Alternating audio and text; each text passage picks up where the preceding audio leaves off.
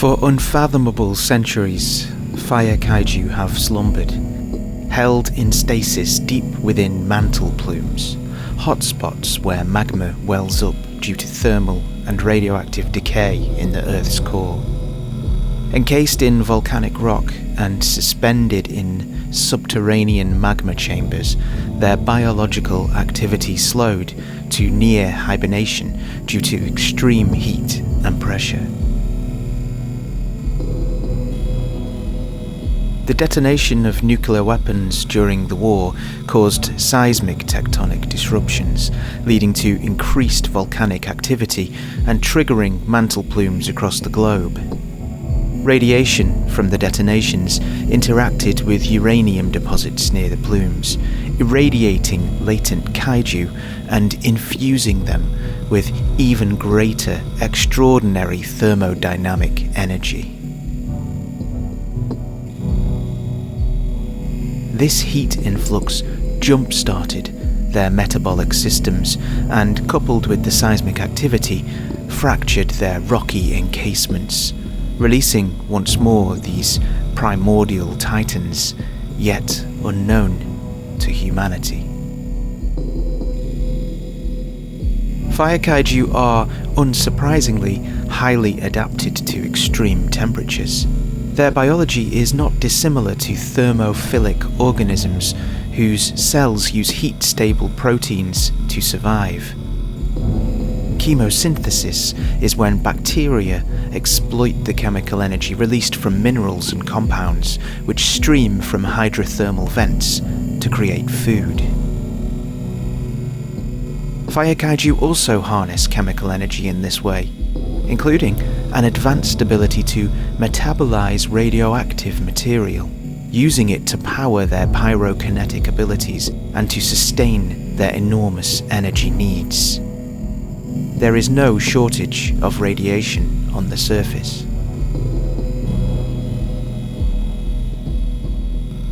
The intense increase of heat beneath the Earth due to radiation led to the evolution of extremophile mycelial fungi, which, it is suspected, intertwined with fire kaiju tissue during their dormancy. In this new world, fungi are prevalent everywhere. Fungal endosymbionts act as biological regulators for the fire kaiju, preventing them from overheating by transferring or releasing excess heat to the environment.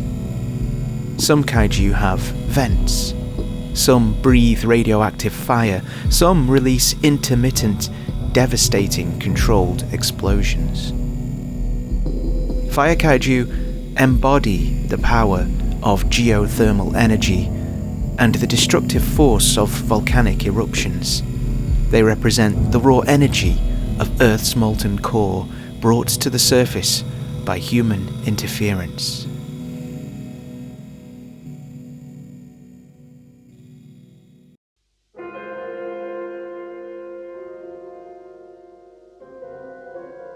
Records from before the war show that only around 20% of the world's oceans had been explored. Within the seas, vast, profound trenches stretching kilometers in depth sink into lightless black cavities of intolerable crushing pressure, unreachable by humankind. And thankfully so. We now know that hidden in the abyssal voids of our oceans, in hadal zones like the Mariana Trench, the Kermadec Trench, and the New Hebrides Trench, semi-dormant leviathans slumbered. The unique environments of these hadal zones, rich in hydrothermal vents and unusual ecosystems, have for millennia provided the ideal habitat for these kaiju to rest undisturbed. It is theorized that the extreme pressure and cold induced a state of partial hibernation, slowing the monstrous kaiju's metabolism as they formed symbiotic relationships with chemosynthetic bacteria, which provided energy and vitality from surrounding minerals and sulfur compounds.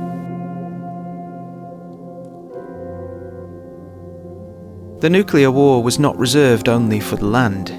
Huge underwater battles and detonations generated shockwaves and radioactive contamination, destabilizing the trench ecosystems upon which the kaiju had come to rely. Kaiju, forced by this intrusion, began to rise from their trenches to feed.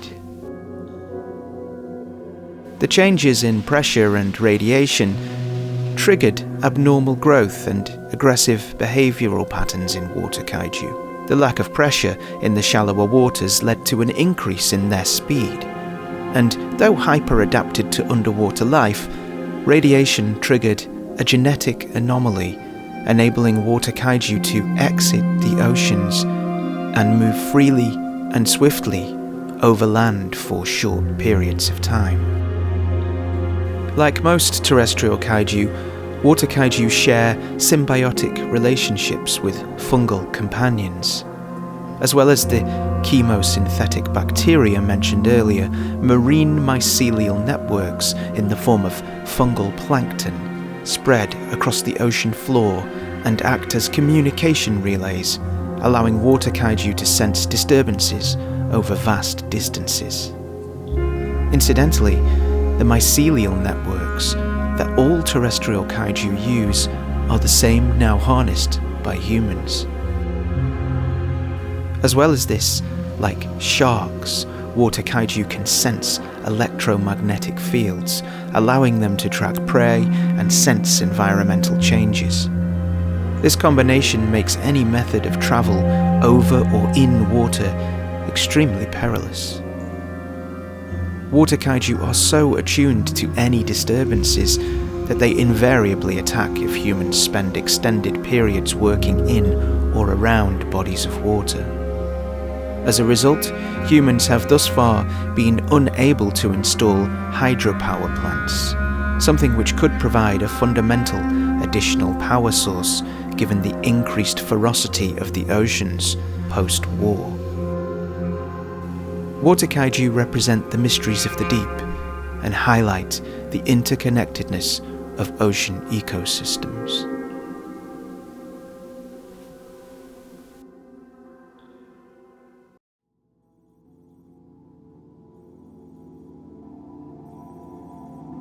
It could be argued that humans, for the most part, continue to perpetuate some of their more historically dubious traits and exploit kaiju, calling them into battle, studying their biology, their movements, their motivations, and all for personal gain. But history has always had its revolutionaries, a counter to the establishment. And here too, there exist quasi-religious factions which celebrate water, fire, and nature kaiju as divinities. The most popular of these factions idolize nature-origin kaiju, heralding them as the manifestation corporeal of Mother Earth's children. They believe that kaiju have a deeper purpose, operating as the Earth's immune system, awakening in times of need as planetary guardians, restorers. Hidden within the Earth's ancient forests, swamps, bogs and mountains for time incalculable, dormant nature kaiju came to be integrated with giant mycelial networks. These networks acted as biological life support systems, keeping the kaiju alive in a metabolic stasis. In their dormancy, the kaiju acted as anchors for these ecosystems, allowing them to maintain environmental equilibrium whilst stimulating the fungi's biochemical activities. The war, however, created a disturbance too significant to overlook. Nuclear detonations caused widespread deforestation and destroyed fungal ecosystems, severing the vast meshworks of evolved symbiotic connections to nature's ancient dormant protectors. Confused, angry, fearful, the colossi awakened to fulfill their purpose as nature's defense mechanism. As with most kaiju, radiation played its part, acting as a mutagen, stimulating the advanced growth and restoration of the non-functional mycelial networks that had intertwined with the kaiju. As a result, nature kaiju tend to be the largest of the origins and the most biologically complex. Nature kaiju are effectively walking ecosystems, a consequence of animal, plant, and fungal symbiosis. The extraordinary extent of a nature kaiju's body is often covered in flora and fauna. Moss, vines, and fungi act as armor, insulation, enhanced sensory organs, and even weapons.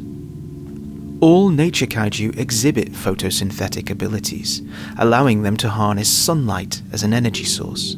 This gives them immense endurance in daylight battles as they slowly but constantly regenerate. Carbon sequestration organs allow them to absorb and store massive amounts of CO2. Before the war, trees were crucial in balancing our carbon emissions by absorbing CO2. Now that so many forests have been destroyed, and the earth left but a burning husk, the nature kaiju have unwittingly inherited this critical role, binding their health and survival to our planetary balance. Nature kaiju's very movement stimulates mycelial surges, spreading nutrients, healing damaged habitats, and accelerating plant growth. Young woodlands germinate and grow in the depressions of their heavy footsteps. Mycelial spores released by the kaiju can as easily regenerate a large ecosystem as they can devastate in the form of a biological weapon. They embody the resilience of Earth's ecosystems and their ability to recover after catastrophic damage, not without the stark reminder that humankind is just a privileged guest on this rock.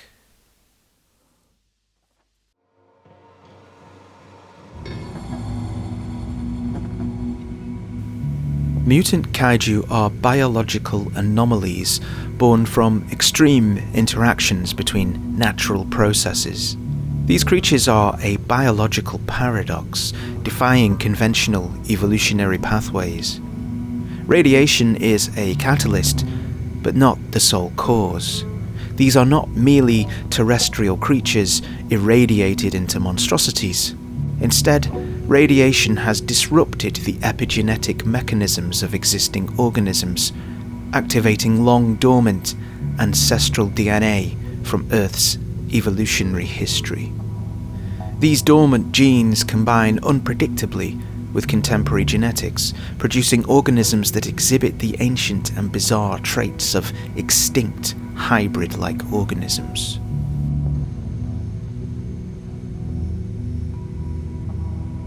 Some mutant kaiju display the results of failed symbiosis with the expansive mycelial networks. Mycelial fungi, mutated and enhanced by radiation, attempt to merge with hosts to survive, only for the union to destabilize, creating grotesque, hybrid entities. These creatures retain fragments of mycelial intelligence, but act erratically, unable to fully control their corrupted forms. Mutant kaiju tend to be smaller, as their unstable biology does not allow them to grow as large as other terrestrial kaiju. They don't follow predictable ecological or elemental motivations. Instead, their behavior reflects their biological instability and strange origins. Survival instinct is often amplified. Mutants often act with primal aggression or desperation. Their very existence is unstable, and they are driven to consume, mutate, or assimilate in a bid to stabilize themselves biologically. A mutant might cause chaos simply because its biology is so unbalanced, shedding toxic spores, releasing waves of radiation, or triggering seismic disturbances just by existing. They are literally fighting to stay whole. Mutant Kaiju represent the unintended consequences of reckless human interference with natural systems. Their bizarre, hybrid designs and chaotic motivations make them some of the most unpredictable and terrifying kaiju.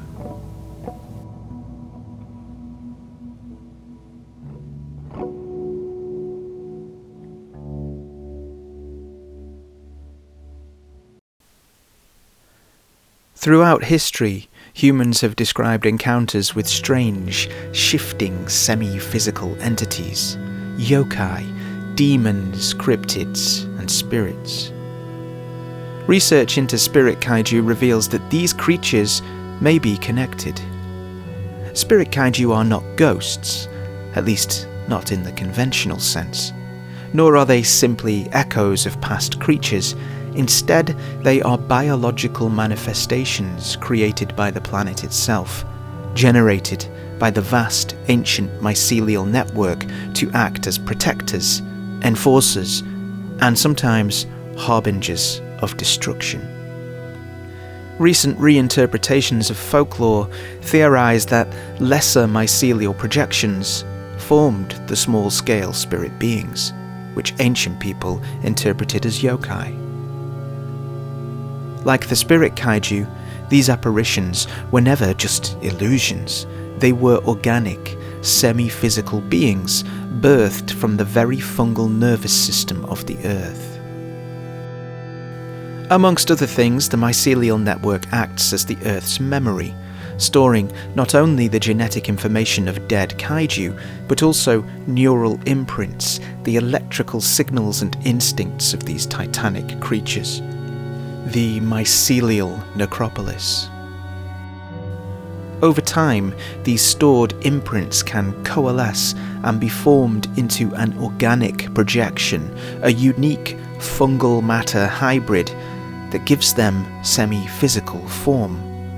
Bioluminescent fungal spores cluster together to create shimmering, shifting forms that can phase between physicality and intangibility, allowing spirit kaiju to engage in combat where necessary and then dissipate when needed, giving them an eerie, unpredictable nature.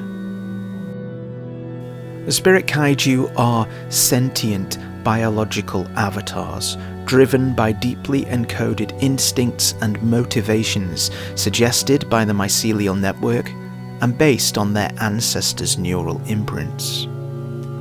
They do not simply appear at random.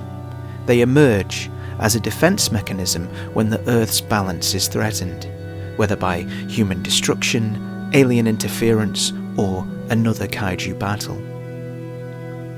Unlike other kaiju, they are often bound to specific locations, appearing only when their domain is under threat. Spirit kaiju are not just creatures of myth. They are the memory of the Earth made manifest. Their presence blurs the line between science, history, and folklore, turning ancient myth into tangible biological force.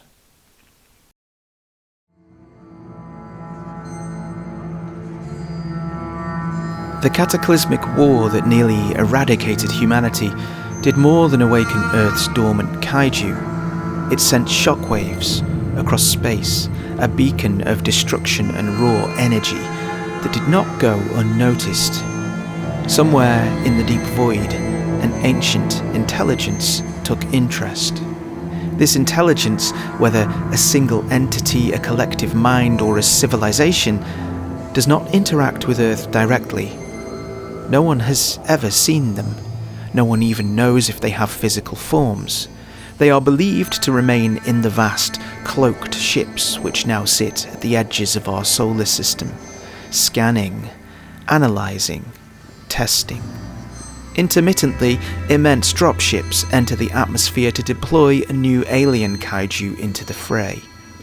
Bioengineered evolutionary experiments adapted from the horrors of alien worlds.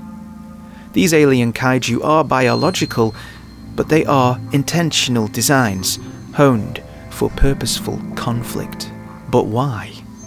Perhaps the aliens are testing Earth's kaiju as a natural control group against their own creations. Maybe the Earth has unwittingly become an arena for a grand intergalactic contest. The alien kaiju are champions, gladiators honed and released into battle to prove their worth against the ancient titans of Earth. Or could it be that the aliens see Earth's kaiju as valuable bioweapons and are refining their own versions for an even greater war elsewhere? Perhaps the battles are a means of resource extraction. The aliens collect genetic material, document energy signatures or environmental changes after each conflict, treating the Earth as a self-sustaining biological laboratory. The alien kaiju are not bound by Earth's biological rules. Some may function in ways that defy physics, anatomy, or even three-dimensional space. They have been documented to phase in and out of existence, perhaps partially anchored in other realities, sometimes disappearing entirely mid-battle.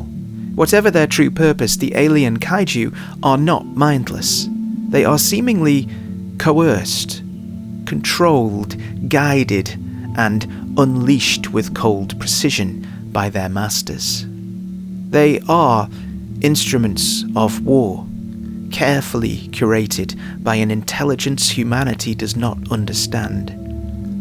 Their designs are intentional, their battles appear to be tests, and their true motives remain unknowable.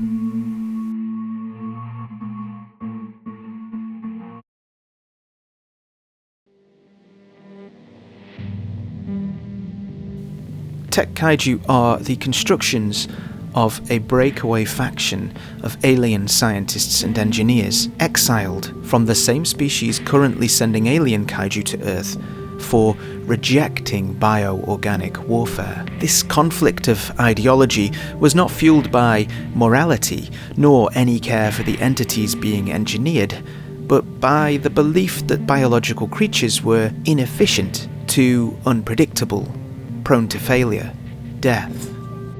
Instead of evolving kaiju through mutation and adaptation as their species had done throughout history, this faction sought to design perfect, controlled war machines from non-organic matter, built from the ground up of materials beyond conventional metals and composites.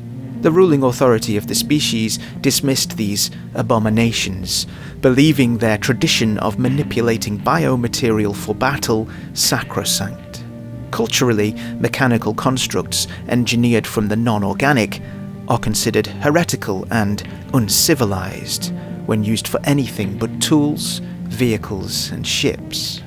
Frustrated, the faction seized advanced fabrication technology and fled in large science vessels to manufacture their tech kaiju in secrecy. Now, drawn to Earth by the same disruption as their contemporaries, they seek to deploy their mechanical champions against the rival bio-Kaiju and the indigenous Kaiju of Earth in order to prove their worth and to justify their research. Humans know nothing of this. All they know is that giant kaiju of advanced technology appeared on Earth around the same time as alien dropships were reported.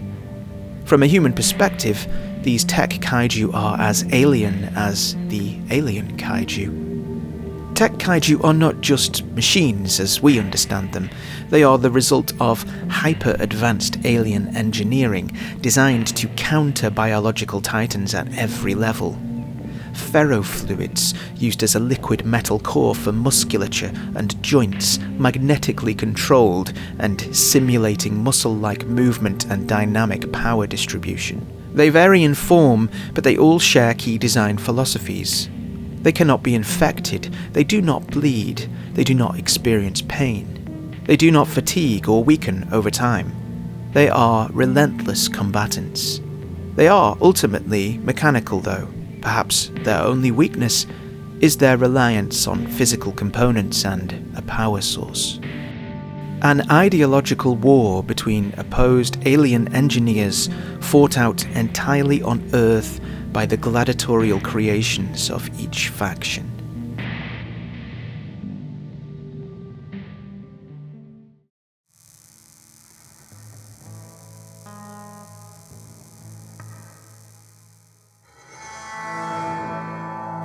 As if the awakening of ancient titans and the arrival of alien life were not enough, for reasons unknown, 8 monolithic entities drift across the Earth in a perfect, unwavering cycle.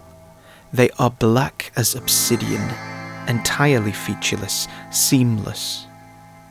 Their faceted geometric shapes suggest construction, but by whom, and for what purpose? Nobody knows. Each glides exactly 200 feet above the ground, silent, untouched by wind, water, or terrain. They erase the world around them. Where they pass, sound disappears, oxygen thins. The closer you get, the quieter everything becomes until there is nothing at all, a vacuum. Their movement is precise, 400 days to encircle the planet. 4 members of the procession travel northeast to southwest, and 4 travel northwest to southeast, evenly staggered, never crossing paths. They ignore humans, structures, life itself, but Kaiju cannot ignore them. When a Kaiju enters a 4-kilometer radius of a procession member, the procession stops. Slowly, the members begin to rotate. The Kaiju is drawn to it, compelled to destroy. Why? This remains unknown. The members of the procession do not fight. They cannot be harmed. No attack marks its surface, no force slows its motion. Kaiju will eventually give up, collapse from exhaustion. If they are unlucky enough to collapse too close to the member, they will suffocate in the vacuum field before the procession resumes its path. Only 3 times in recorded history has a Kaiju successfully disrupted a member of the procession. Knock just 1 out of alignment and all 8 will vanish. Exactly 19 minutes and 40 seconds later, all members of the procession return, whole and unbroken, to continue their journey. Their origin is a mystery, their purpose is unfathomable. But the procession moves on. It always moves on.